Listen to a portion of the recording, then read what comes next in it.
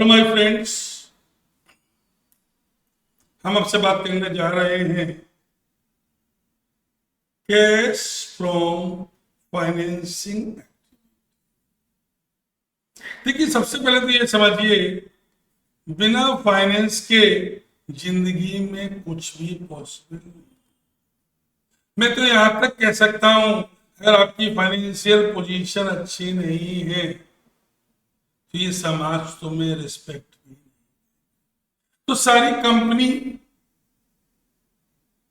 जितनी भी कंपनीज अपना वर्क करती हैं, सबको एक ही चीज चाहिए होता है, पैसा पैसा पैसा।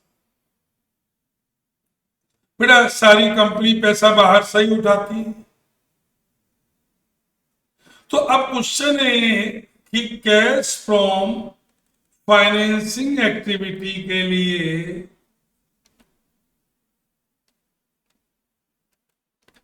फाइनेंसिंग एक्टिविटी कंपनी के पास पैसा कहां से आएगा? तो इसके लिए कुछ नहीं करना, कंपनी की लायबिलिटी साइड में पहुंच जाना। अब इतनी बात देखना, इतना सा बताइए कि पहले 3 मुर्गी थी, 2 दिन बाद ये 5 मुर्गी हो गई। इसका मतलब है इसमें किसी इंसान की शरारत है ना, तभी तो 3 मुर्गी बढ़ गई ना। मेरी बात जहां तक पहुंचाना चाह रहे समझ लीजिएगा। फिर 2 मुर्गी में छोड़कर गया था, 5 मुर्गी हो गई, और हम साथ में छोड़ गए थे रणबीर कपूर को। तो अब ये बताइए, ये 3 मुर्गी किसकी देन है? ये 3 मुर्गी रणबीर कपूर भाई की देन है।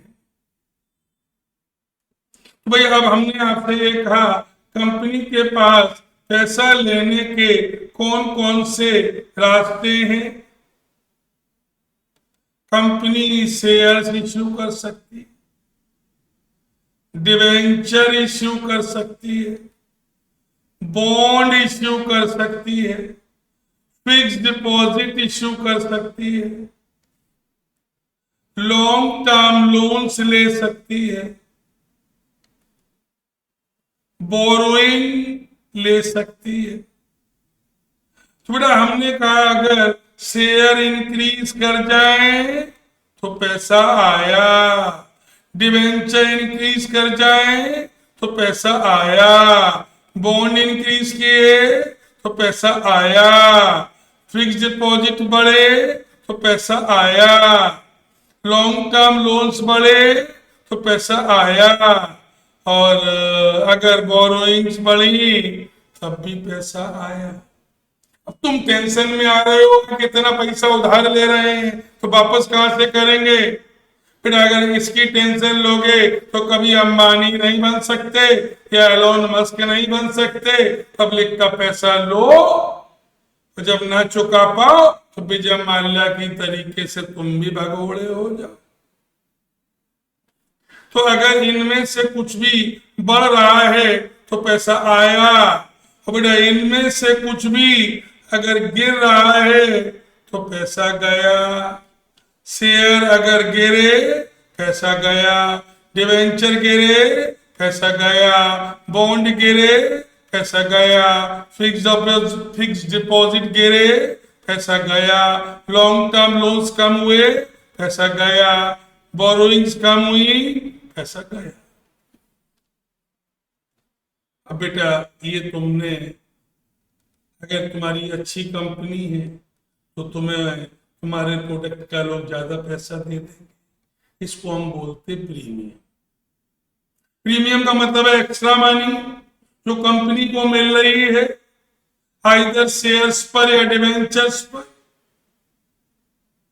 जो एक्स्ट्रा मनी मिलेगा, तो भाई अगर प्रीमियम ऑन शेयर्स हैं तो पैसा आएगा, प्रीमियम ऑन डिवेंचर है तब भी पैसा आएगा। भैया अगर बैंक ओवरड्राफ्ट हमारा इंक्रीज कर रहा है तो इसका मतलब पैसा आया प्लस। फिर अगर हमने प्रीमियम हमें इश्यू पर मिला तो पैसा आया, प्रीमियम अगर ऑन रिडम्पशन दिया तो पैसा गया। भाई अगर हमने अपने शेयर प्रीमियम पर इश्यू किए पैसा आया, डिस्काउंट पर किए तो पैसा कम हो गया।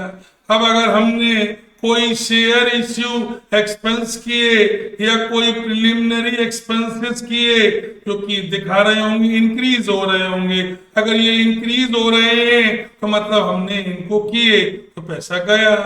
बेटा अब ये तुमने जो शेयर डिवेंचर ये ले रखे हैं इनका पैसा डिविडेंड कौन देगा? तुम्हारे चच्चा? नहीं। अगर डिविडेंड पेड किया है या इंटरेस्ट पेड किया है तो पैसा गया। अब अगर आपका बैंक ओवरड्राफ्ट डिक्रीज हो रहा है इसका मतलब आपने पैसा वापस लिया। Is it clear? अब अगर हम आपसे शॉर्ट में समझाएं कि भैया देखिएगा हमने आपसे ये कहा कैश फ्रॉम ऑपरेशन बनाने के लिए हम PL plus current assets and current liability को यूज करेंगे। अब अगर हम इन्वेस्टिंग बनाने के लिए बेटा हम यूज करेंगे केवल फिक्स्ड असेट्स इंक्रीज और डिक्रीज।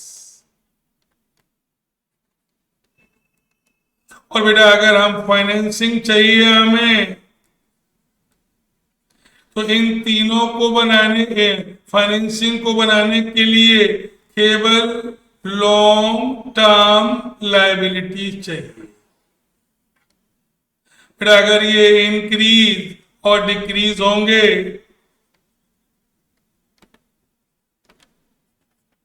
तो बेटा ये हमने आपको आइडिया दिया।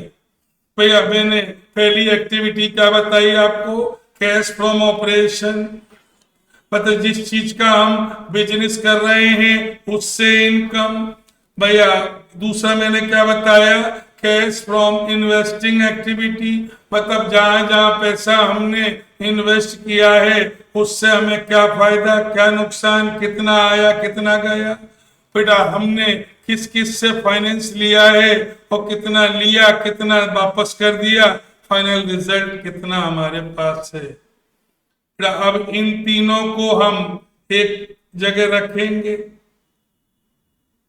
इसको हम नाम दे दें ए, इसको नाम दे दें बी, इसको हम नाम दे दें सी। बेटा इन तीनों को हम रखने के बाद बेटा अब हम क्या करेंगे कि सबसे लास्ट में जगह कम है हमारे पास, opening cash and cash equivalent जो दिया गया होगा, इसमें A plus B plus C तीनों को ऐड कर दिया तो बेटा ये बराबर आ गया क्लोजिंग के। अगर ये आ जाए तो तुमने क्वेश्चन सही किया। बेटा तुम्हें कसम हो किसी भी क्वेश्चन को करने से पहले सबसे पहले हमारे इस फॉर्मेट को रट लो और फिर अपना दिमाग अपने चच्चा के घर छोड़ आना और चच्चा के घर पर छोड़ आना। बस सबसे पहले तुम्हें एक शेड्यूल थर्ड का फॉर्मेट समझ में आना चाहिए, क्योंकि जब तक तुम शेड्यूल थर्ड का फॉर्मेट तुम्हें पता नहीं होगा तुम इन आइटम को ढूंढ नहीं पाओगे। और ये ढूंढने की एक कला है जो धीरे धीरे आती है। अब तुम सोचो कि एक आधे घंटे में आ जाए तो ऐसा भ्रम गलती से मत पाल लेना। ओके, तो अगर आपको अच्छा लग रहा हो तो लोगों को लाइक करिएगा, सब्सक्राइब करिएगा, लाइक करिएगा, लोगों को बताइएगा जिससे ऐसे बच्चे जो कहीं ना पढ़ पाए कम से कम हमसे ही सीख लें। कुछ तो मुफ्त का ज्ञान बेटा, मुफ्त का ज्ञान है, कहीं ना कहीं काम में जरूर आएगा बेटा। और ये मेरा 28 साल का अनुभव है, शायद तुम्हारे ही काम में आ जाए, मेरे काम में आएगा तो है नहीं बेटा, क्योंकि जो अभी तक हम कर रहे हैं ये बेटा हमारी एज में हमारे साथ नहीं काम में। Is it clear? तो अब आपको एक लाइन बता दें शॉर्ट में, अगर लॉन्ग टर्म हमारी लायबिलिटीज बढ़ी तो प्लस और गिरी तो माइनस। हमने इंटरेस्ट या डिविडेंड पे किया तो माइनस।